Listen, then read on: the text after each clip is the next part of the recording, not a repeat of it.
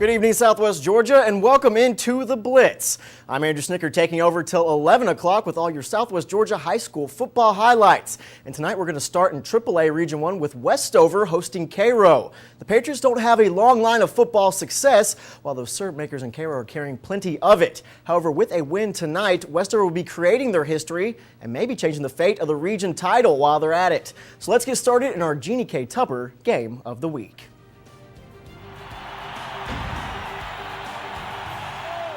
Tonight, the two teams playing at Albany's Hugh Mills Stadium. Cairo was in control early last week against Worth County, but tonight it was Westover in control. They were up 20-0 at halftime, but Cairo, you know they're going to keep fighting. This is in the third quarter. It's already 20-0.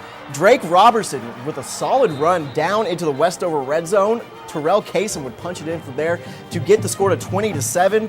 Now, Westover next possession. TJ Wester, the quarterback, is sacked by Cairo, and Cairo's Paul Davis recovers the fumble in good position.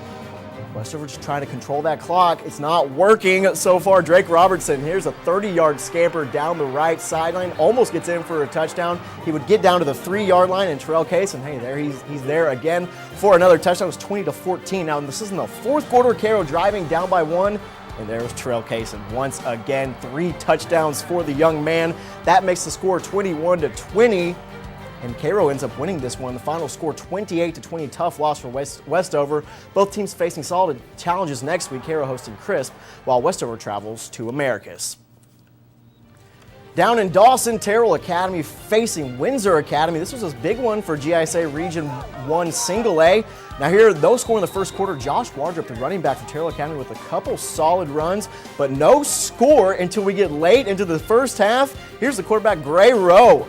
He's going deep with just 10 seconds left in the half. He hits Josh Brunswick down to the 13, and the clock is ticking down. They use 2 timeouts to set up for this final play. Now Rowe scrambling to his right, and he hits Zach Hurst, shedding off the tackler. Nice play as time expired for the touchdown. And Terrell Academy, using that motivation going into the half, wins this one 27-14 over Windsor Academy.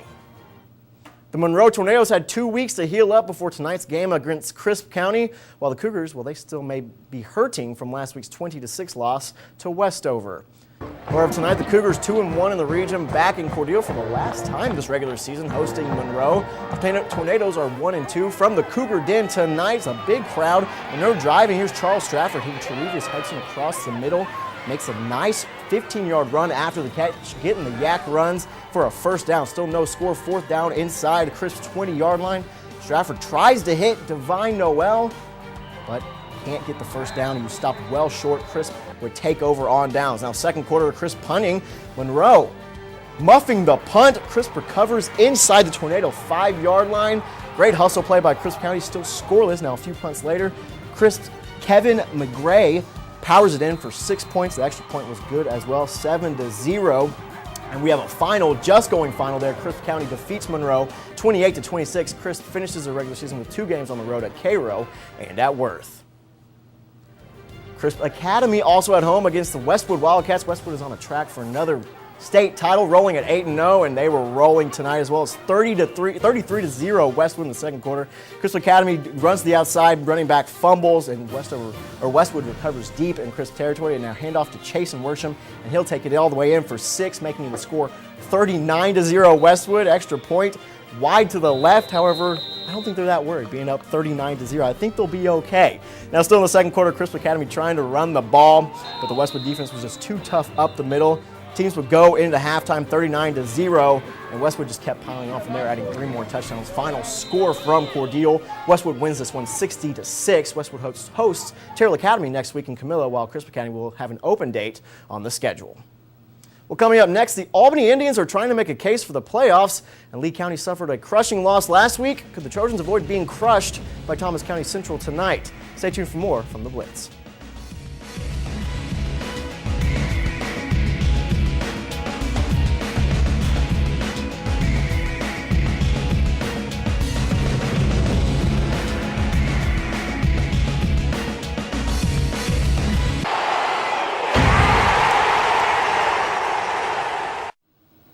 All right, welcome back to the Blitz. Currently, the Albany Indians are hanging just outside of the AA Region 1 playoffs.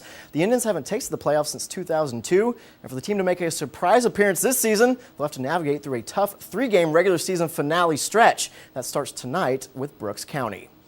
The Indians lost at Brooks last season by 13. Currently, the Trojans are second in the region at 3-0. The Indians are fifth, and now from Veterans Stadium tonight in Quitman. Mistakes hurting the Indians early. Quentin Sapp has the ball punched out, and there's Malcolm Parrish, the star for Brooks, recovering it. Now Trojans Cash fumble. He fumbles in as Javarius Jones fights his way in for the Trojans' first touchdown. Extra point was good. This all in the first quarter, 7-0, Berks County leading. Now Emmanuel Bird moving the Indians' offense, hits Gerald Jenkins over the middle for a nice gain. Still 7-0 Brooks County, however. Bird then races into the end zone to get the Indians' first score, and hey, they're right back into it. 7-0. Extra point was no good, however, so it makes it 7-6. Now Brooks County coming right back late in the first quarter. Parrish takes the snap and the races up the middle for another Trojan touchdown. Extra point was good here. 14-6 Trojans out. They would add another one, 21-6 right before the half, and they go on to roll. Albany cannot hold on, not even getting close. Final score 62-27. Brooks County wins. Albany will be back home at Hugh Mills this Thursday against Early County. An improbable yet successful hook and ladder play last week handed Lee County their first losing streak of the season. Coincidentally, the Trojans gave up 40-plus points for the second straight week. Tonight, the team trying to stop both streaks against Thomas County Central. Down at the Jackets' Nest in Thomasville for this season's Trojan Yellow Jacket rivalry, could Lee County stop the bleeding tonight against TCC? Well, first off, it was not looking good. Now, DeAndre Cooksey, this is the stud running back for Thomas County Central, is scoreless. Cooksey takes it all the way in for a touchdown, making the score. Extra point was good there as well, making the score 7-0. Now, Lee County trying to fight back. Trey Crawford barely hanging on to the snap, and he throws incomplete. Field goal no good as well, as they were threatening.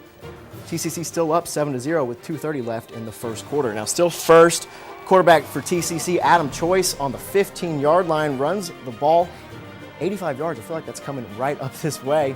Gets lost a little bit, but he would weave his way through for the touchdown, going all the way for a long run, giving TCC the 14-0 lead at the end of the first quarter.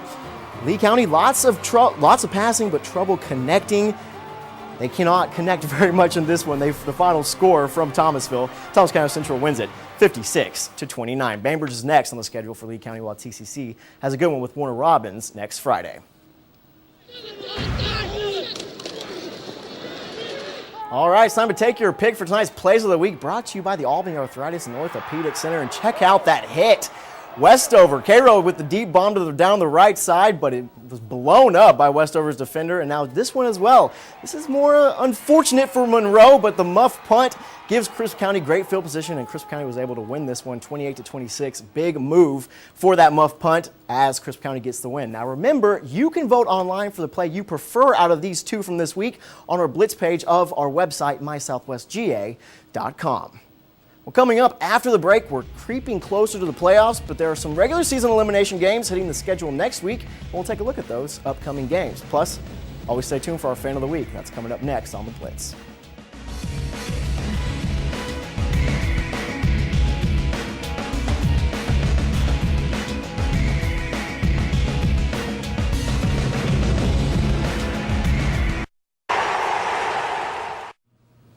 All right, welcome back to the Blitz. Now, only 2 weeks remain in the regular season, and the lights are only getting brighter across Southwest Georgia. So let's take a look at some of the important upcoming games for Week 11.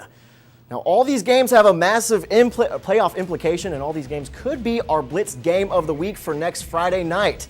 Now, there's 4 AAA playoff teams at the moment playing against each other, with Westover facing Americus and Cairo hosting Crisp County, while in 5A's, 2 good matchups. Colquitt County looking to keep their hold on the top spot in Region 1, also with Lowndes and Tift County. That one should be a fun one down in Tifton. For voting in this week's poll, remember to get connected to the Blitz page at mysouthwestga.com. All right, we're looking at our Albany Technical College Fans of the Week, and this was, I guess, a band family. They were very excited. This was right before the second half, where Cairo ends up coming back, making that fantastic comeback to win this one 28-20. Congratulations to the Cairo cert makers, and apologies to Westover, but congratulations to these fine women for being our Albany Technical College Fan of the Week. All right, remember to get connected at mysouthwestga.com for all your news and weather, and click on the Blitz tab for all your high school football coverage. That's about all the time we have on the show tonight. Same time, same place next Friday night at 10:45. For all the gang involved in this one, thanks for watching the Blitz. Now stay tuned for Excused.